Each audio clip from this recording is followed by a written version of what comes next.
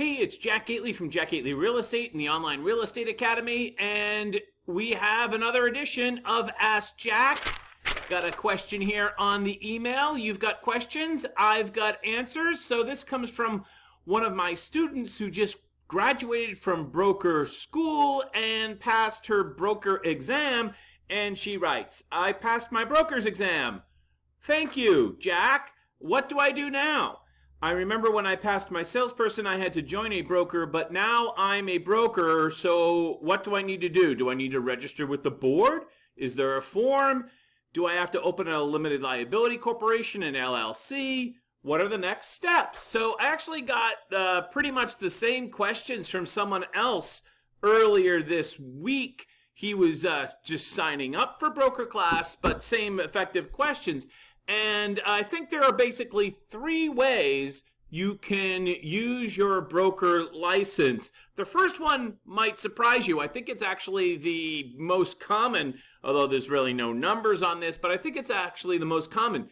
And that is to use your broker license as an associate broker. So you have your broker's license, but you're still working at an agency, like, let's just, Century 21, whatever it is. You're still working at that agency as an associate broker. So you're not really using your full powers of the broker license, but you have it.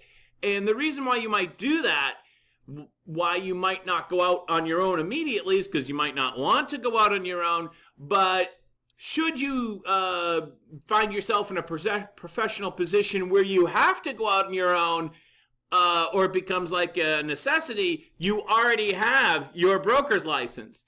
So, it's one of those things that it's really good to already have it before you need it. Hint, hint. So another aspect of that too is if you have your broker's license, you might be able to delicately get a better commission plan, because they know you can leave, right? If you can only leave to go to another agency because you're only a salesperson, then you don't have as much leverage as if you were an associate broker, where they know you can actually go out and compete against them. So you might get a better comp plan.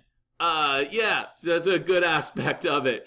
It's always better to have this broker license. Remember, you have to be a salesperson for at least 3 years before you can become a broker. But, I meet people all the time. I've been a salesperson for 21 years. I've never gotten my broker. What are you waiting for? All right, the other two ways are sole proprietorship. Sole proprietorship is number 2. And that's what she refers to in this particular question here. What do I do now? If you want to work as a sole proprietor, you don't need anything else. Your broker license itself is all you need to work as a sole proprietor broker. Now, one important rule in regards to this is that you must market under your own name. So in that case, if I were to do that, I would be John F. Gately Broker, right? You have to market under your own name. You can't use, some type of brand name or anything like that. You have to use your own name.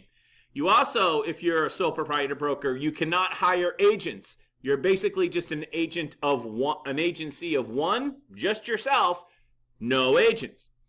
So I think that's probably a minority of people that use their broker license like that. For some people, it works for them. So on to number 3.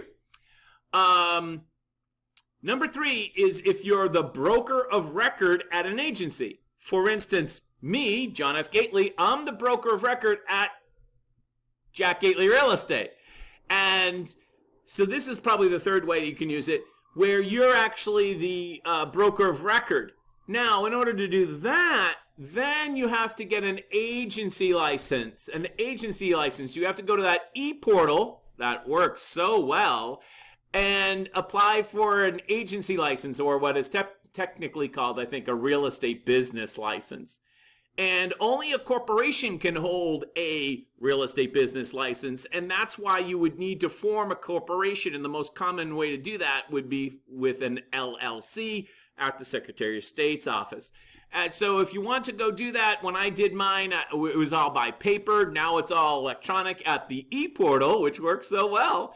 And you might have to go it might be easier to go in person at the secretary. I don't know. You can do it online. You can do it all online, I guess, nowadays.